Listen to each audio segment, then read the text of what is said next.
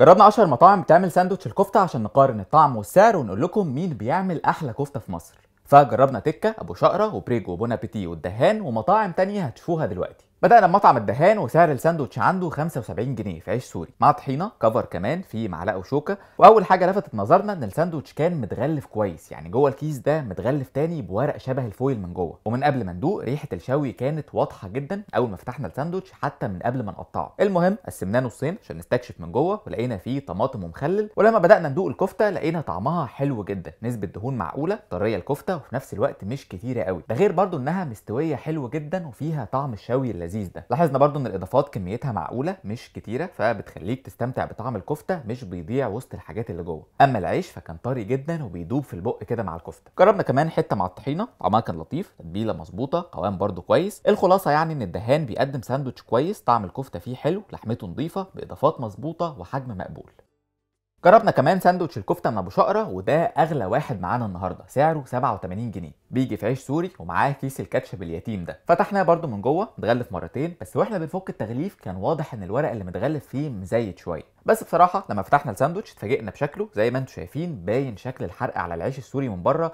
وكمان اول ما فتحنا لقينا ريحه حاجه محروقه باينه قوي، مش ريحه الشوي الحلوه اللي احنا واخدين عليها مع كفته ابو شقره. المهم بدانا نقطعه من جوه عشان نستكشفه. زي ما انتم شايفين كده العيش ناشف قوي وبيتقطع بصعوبه. اما بالنسبه للمكونات فكان فيه من جوه خيار مخلل بس. لما دقنا بكل صراحه الكفته طعمها حلو قوي بس لوحدها، يعني تتبيله مظبوطه، كميه دهون مناسبه مخليها طريه، كل حاجه تمام، بس مفيش ريحه شوي خالص. العيش كمان للاسف كان ناشف قوي زي ما قلنا، وطبعا الحرق اللي عليه ده عامل طعم مش لطيف ابدا. الخلاصه ان كفته ابو شقره في حد ذاتها طعمها حلو لو هتاكلها لوحدها، بس الساندوتش عموما كمكونات وطريقه تحمير العيش كان ممكن يبقى احسن من كده بكتير. ده غير برضو ان فكره ان ما فيهوش اضافات دي باستثناء الخيار المخلل طبعا حاجه تقل المزاج قوي، خصوصا مع كونه اغلى واحد في الحلقه النهارده.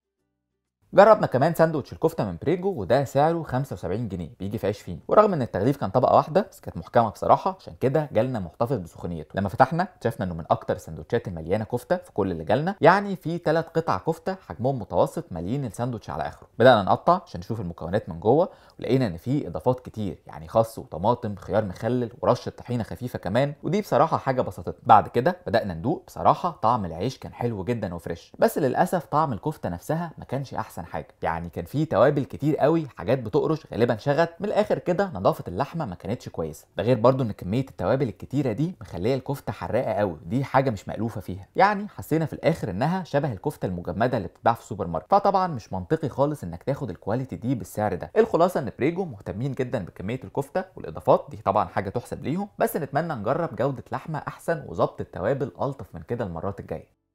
جربنا كمان بون ابيتي، وسعر الساندوتش عندهم كان 65 جنيه، والمره دي عيش فرنساوي، وكان جاي معاه ملح، فلفل اسود، وكيس كاتشب. بدانا نفتح الساندوتش لقيناه برده التغليف بتاعه كويس، طبقتين، وباين جدا من اول ما فتحنا ان كميه الكفته قليله قوي بالنسبه للعيش زي ما انتم شايفين. يعني الساندوتش فيه صباع وربع كفته تقريبا. كان معاه برده شريحه طماطم واحده، شويه بقدونس كده وطحينه. ولما بدانا ندوق لقينا الكفته طعمها معقول، بس بصراحه اميل للكفته البيتي، يعني ما فيهاش ريحه الشوي الحلوه دي بتاعت المحلات. بس التتبيله كانت مظبوطه، قوام كان طري وحلو، وللاسف لازم يبقى فيه حاجه ناقصه، عشان كده لقينا العيش ناشف شويه كانه باين. في المجمل طعم الكفته في بون ابيتي حلو، بس الساندوتش سعره مبالغ فيه قوي مقارنه بكميه الكفته اللي جواه. ده غير برضو ان الاضافات اللي جوه مع الكفته ما كانتش مخدومه قوي.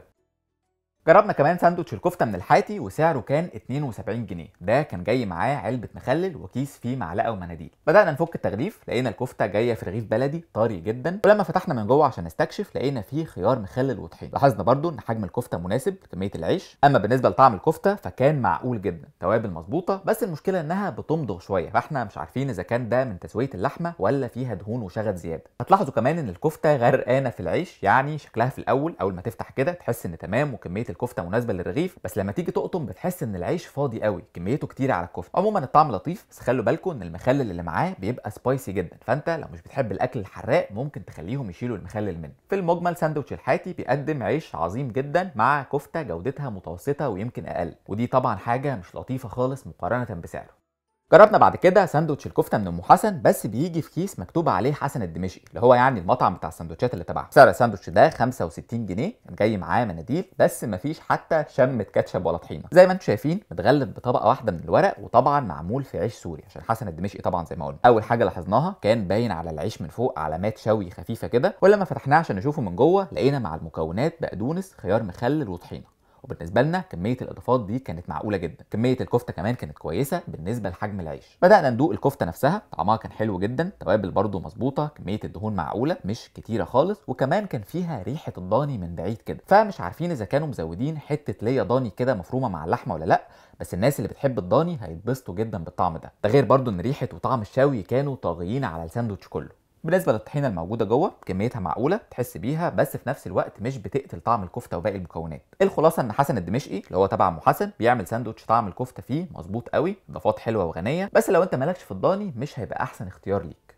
جربنا كمان ساندوتش الكفته من تكه، وده كان سعره 65 جنيه، كان جاي معاه كفر فيه معلقه متغلفه، والساندوتش كان معمول جوه طبقه واحده بس من التغليف مش طبقتين، وبيعملوه في عيش شام. من اول نظره كده حسينا ان الساندوتش حجمه صغير جدا مقارنه بباقي الحاجات اللي كانت معانا، وعليه برده الخطوط اللي فوق دي من الشوي على الصاج. المهم فتحنا الساندوتش من جوه عشان نستكشفه، لقينا ان الكفته معاها مخلل وطحينه وبصل احمر كده شكله ني مش مستوي، وبالنسبه لكميه الكفته فتعتبر مناسبه جدا لو هتقارنها طبعا بحجم العيش. المهم بدانا ندوق. بصراحه اول حاجه خدنا بالنا منها ان اللحمه كانت زفره جدا، طعمها ما كانش احسن حاجه وتمضغ في البق قوي، ده غير برده ان توابلها كانت قليله، وميكس المخلل والبصل الني ده ما قدرش يغطي على الزفاره اللي فيها. والموضوع ما وقفش لحد هنا، كنا حاسين فوق كل ده بطعم مراره غريب كده مش عارفين مصدره، بس لما ركزنا لقينا ان المراره دي جايه من الطحينه اللي قوامها اصلا كان خفيف، وزي ما قلنا فيها المراره دي. في المجمل تجربه ساندوتش الكفته من تكه ما كانتش احسن حاجه، رغم اننا متعودين ان مشوياته حلوه قوي وعنده اكتر من طبق بيميزه، فنتمنى نجرب المرات الجايه حاجات احسن من كده من عندهم. لو عجبتكم الحلقه اعملوا لها لايك وشير، وقولوا لنا في التعليقات عايزيننا نجرب اكل ومطاعم ايه تاني الحلقات الجايه.